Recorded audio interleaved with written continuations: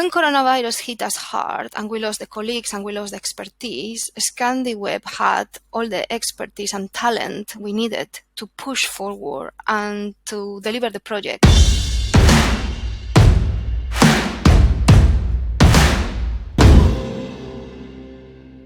Hi, I'm Paula, and I'm responsible for operations and technology at Dobell. Dobell is an online-only formal wear company located in the UK with 8 international online stores and also presence in marketplaces. When I agreed to take part on this meetup, I was not sure what to include in my presentation because times are gloomy for us. But I think from all the bad, there must be some good takeaways. So we can talk about how we handle this project, the good, the bad, the ugly. Are you ready? Right? This is project delivery in times of crisis. When we started planning back in July 2019, we were just under £10 million company and we had around 50 employees.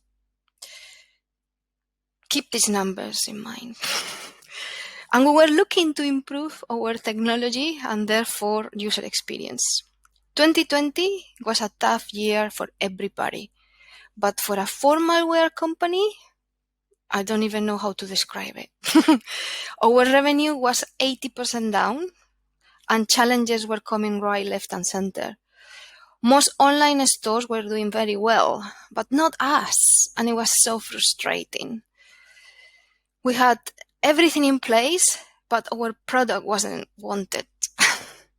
By the end of 2020, our workforce was reduced to 15 members of staff, and our products were heavily discounted just to try to keep our heads above the water with cash flow.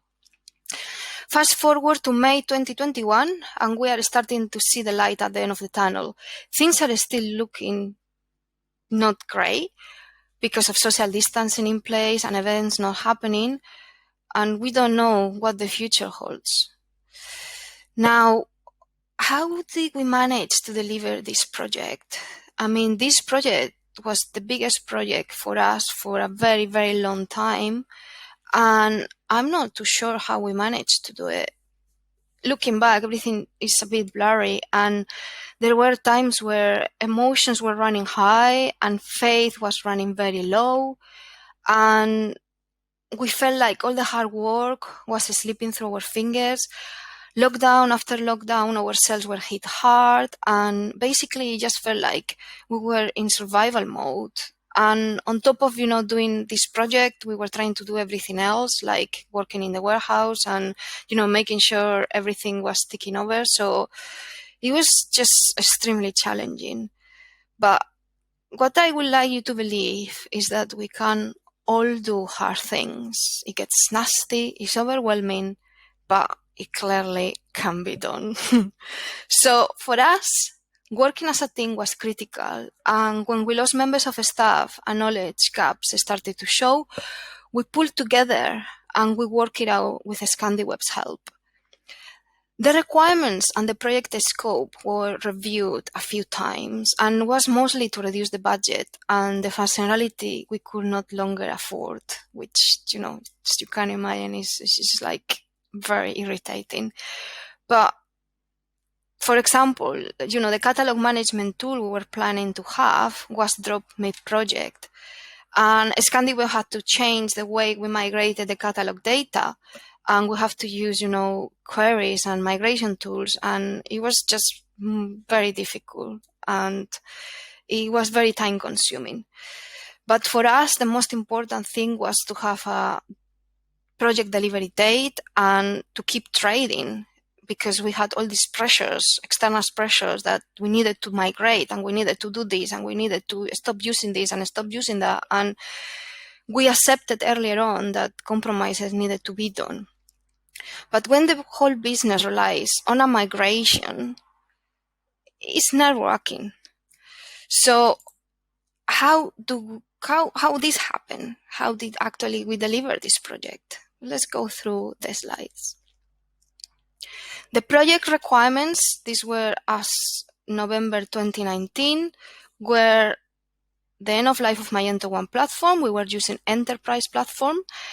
We obviously had a huge maintenance overhead because it was a really old platform with a lot of different plugins, different agencies work on it, and the quality of the code was all over the show. And I like to compare the Magento 1 platform that we had with Frankenstein. Very scary. Now, the hosting costs were spiraling out of control because of inadequate cache management. There was just continuous investment thrown on the platform, and we weren't gaining anything from the technical side. And as I said before, the catalog management in Magento was arduous and collaboration not possible. And the payment gateway integration was using something called pay by link because of the security concerns with Magento 1, and that needed to be, basically was going to be deprecated. And anyway, that is a very ugly way of collecting payments. So yeah, we didn't want that. So this is why we needed to do this. It just wasn't at the right time, let's put it that way. So this is the solution. The solution, 8 stores built on Magento 2 open source with a ScandiPWA theme. We incorporated customizations, like for example, the outfits, which is a bundle solution for suits. So when you want to sell a jacket, trousers, etc. Then we also introduced multi-currency in our UK store, and we also customized the ADM plugin to make it compatible with PWA. And optimization to reduce hosting cost, which is one of the gains of PWA. Why we chose ScandiPWA? So I searched for a very long time, starting 2017. I talked to different agencies in different parts of the world, and I think I came across ScandiWeb just by chance. And they came over to our offices. We had a really good meeting, and we just thought it was a really good fit. They offer the technology we were after, and they, seemed to have the expertise we wanted. And they were very young and entrepreneurial, just like us. So, it was the right decision, because when coronavirus hit us hard and we lost the colleagues and we lost the expertise, ScandiWeb had all the expertise and talent we needed to push forward and to deliver the project. Their flexibility and, they were just working with all the challenges, and they understood our changing circumstances, which, maybe other agencies wouldn't have done. So the results, I can sit here and tell you that everything is hunky-dory and everything is great and everything else, but unfortunately, because of coronavirus and being a formal wear company, we have really good results, but clearly we need to get our revenue up, and we need to get that traffic up, and we need to basically trade to the same level we were trading before for me to be able to tell you, right, this is great. So let's see the results here. The kickoff was September 2019, and the go live was the 20th of October 2020, which is a date I will not forget for a very long time, and I'm sure some of the ScandiWeb colleagues, they won't forget either. Now, do you remember I said we were just less than 10 million? Well, 9.3 million in 2019-2020, conversion rate 3%.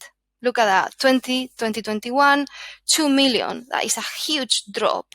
And conversion rate 2.82%. And this was achieved with heavy product discounting. So this was basically eating our margins. Now, beginning of 2021, we had a very positive recovery, especially from May onwards, and currently we are showing 2.6% conversion rate with very positive product margins, and things are looking up. And we want, social distancing to be scrapped and everything go back to normal as soon as we can. So the moral of the story is keep going, keep the faith, and surround yourself with a good bunch of people you can rely on. Enjoy. And thanks for watching, and good luck. How are you? How are you doing? I'm good, thank you. And you? Good. How's the weather there? Very nice. Everybody's got everything out, with the ray of sunshine. Oh, yes. You have no restrictions anymore, right? Well, not since Monday, Yeah. but everybody is still very cautious at the moment. So, Mm. yeah, I guess it's still a bit strange. Definitely strange times, and then yeah, your presentation also showed how drastic it can be, and Yeah. a couple of questions for that. How did you, as a company, manage to push through these tough times psychologically? What were the motivating factors that allowed you to keep pushing forward? So during those times, as you know, probably everybody was told to work from home. So our time in the office was reduced. And when you don't spend much time face to face, perhaps, you can't really support your team, as you say, psychologically. So we try to get together with social distancing in place and, just talk about our fears and, try to put them into some sort of frame where you just have to work through. And especially because we are a company that we've been trading for more than 11 years, I think that we have loyalty to our customers as well, and we just wanted to succeed. And we just did everything it was possible, from working in the warehouse to doing all the deliveries from containers ourselves. And obviously, as the team dropped massively, you just have to put yourself together and do it. I think at the time, you don't even have much time to think, how bad things are. You now, in reflection, thinking back, and as I say in my presentation, is how did we manage to do this? Mm. Well, Certainly, but how far have you gotten and bounced back to the pre-pandemic levels? we're still, because we trade in the UK and in Europe. Europe is still very slow, especially Germany. We are not seeing signs of recovery in Germany yet, but the UK at the moment, conversion rate is really good. It's about 2.6%, and target normally is around 3% pre-pandemic. So I guess that we are getting there. Revenue is improved. Consistently improving at the moment. But as I say, other countries like Germany, Sweden, Austria, Netherlands, we're still not seeing the signs of recovery. Also, since January, we have Brexit, which is another hurdle on trading because of the customs charges. So yeah, I mean, we don't know if it's because of Brexit, if it's because of coronavirus, if it's because, I don't know, the weather, who knows? So we just have to basically stay still and keep going, really. Mm. Certainly. Um, could you tell us a bit more about the go live that you intrigued us with during your presentation? Was it smooth or were there challenges? And if so, how well were they dealt with?